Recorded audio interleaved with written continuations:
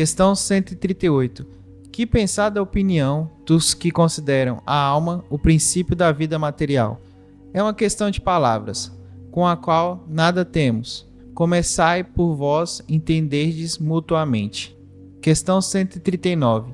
Alguns espíritos, e antes deles alguns filósofos, definiram a alma como uma centelha anímica emanada do grande todo. Por que essa contradição? Não há contradição, isso depende da significação das palavras. Por que não tendes uma palavra para cada coisa? O vocábulo alma é empregado para exprimir coisas muito diferentes. Uns chamam alma ao princípio da vida, e nessa acepção é correto dizer, figuradamente, que a alma é uma centelha anímica emanada do grande todo. Estas duas últimas palavras indicam a fonte universal do princípio vital, de que cada ser absorve uma porção e que volta à massa depois da morte. Essa ideia, de modo algum, exclui a de um ser moral, distinto, independente da matéria e que conserva a sua individualidade. É a esse ser que se chama igualmente de alma, e nesta acepção é que se pode dizer que a alma é um espírito encarnado, dando da alma definições diferentes. Os espíritos falaram, segundo a aplicação que faziam da palavra e conforme as ideias terrenas, de que ainda estavam mais ou menos imbuídos.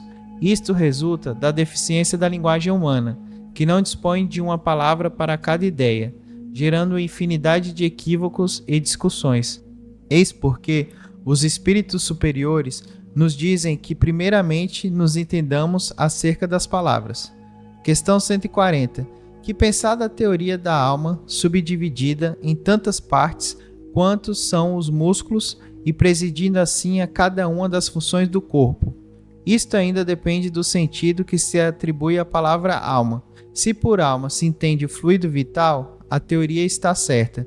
Se o que se entende é o espírito encarnado, a teoria está errada. Já dissemos que o espírito é indivisível. Ele transmite movimento aos órgãos pelo fluido intermediário, sem por isso se dividir. Questão 140A.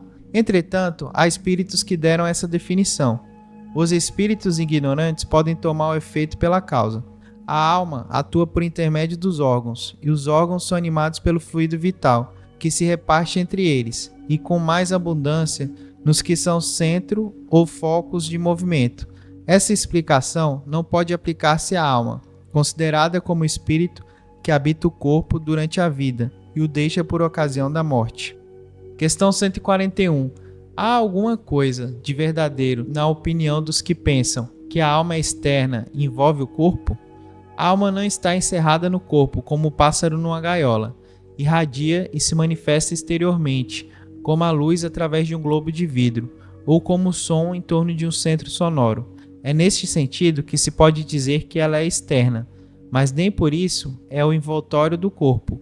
A alma tem dois envoltórios, um sutil e leve, é o primeiro, ao qual chamas perispírito, outro grosseiro, material e pesado, o corpo. A alma é o centro de todos esses envoltórios, como germem em um núcleo, já o dissemos.